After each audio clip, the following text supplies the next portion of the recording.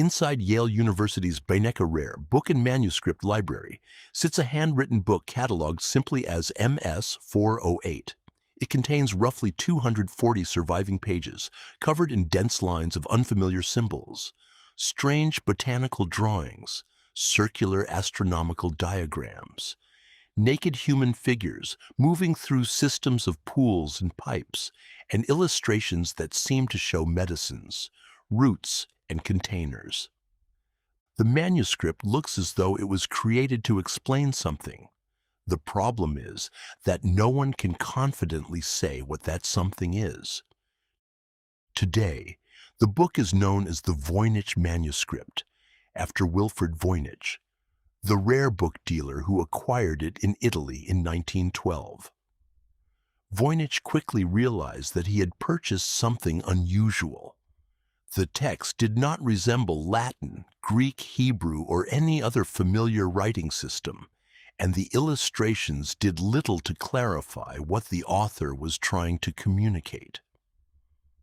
Scientific testing has dated the parchment to the early 15th century, meaning that whatever the manuscript is, its physical materials genuinely belong to the medieval world. Its history before Voynich is incomplete, but one surviving letter connects it to the collection of Holy Roman Emperor Rudolph II, a ruler known for his fascination with science, alchemy, and unusual objects.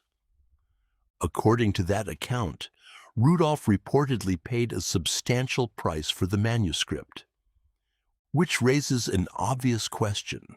What did he believe he was buying? For centuries, people have tried to answer that question by first solving the more fundamental one. What does the manuscript actually say? The text contains only a few dozen basic character forms, depending on how they are classified.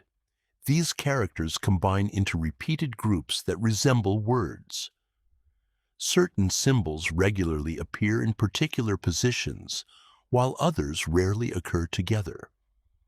Paragraphs seem deliberately structured, and statistical studies have found patterns that look more organized than random strings of meaningless marks.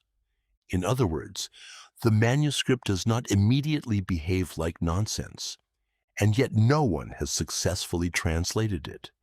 Cryptographers have treated it as an elaborate cipher. Linguists have searched for hidden connections to known languages. Historians have compared its images with medieval medical, astronomical, and botanical traditions. More recently, computational methods have been used to search for patterns that earlier researchers could not have detected manually. Every few years, someone seems to announce that the Voynich manuscript has finally been solved. One researcher sees a lost medieval language. Another sees coded medical information. Someone else argues that the symbols represent an artificial language created by the author. Then specialists examine the proposed solution more closely, and the certainty disappears. That is because deciphering a manuscript requires much more than finding a handful of words that appear to fit. A genuine solution has to work consistently.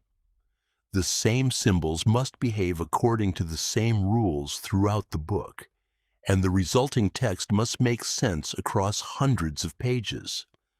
So far, no proposed decipherment has achieved broad scholarly acceptance.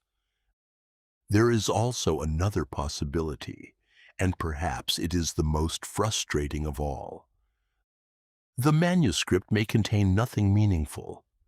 Perhaps the entire thing was an elaborate hoax designed to appear mysterious and valuable to wealthy collectors.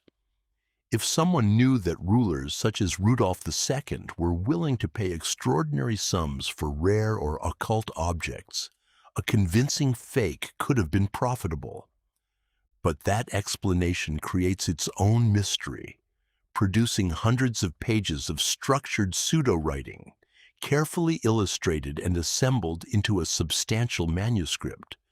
would have required enormous effort, and the internal regularity of the text has made many researchers reluctant to dismiss it as simple gibberish. Then, there are the illustrations. The botanical pages contain plants that seem almost recognizable, but many combine features that do not clearly match known species.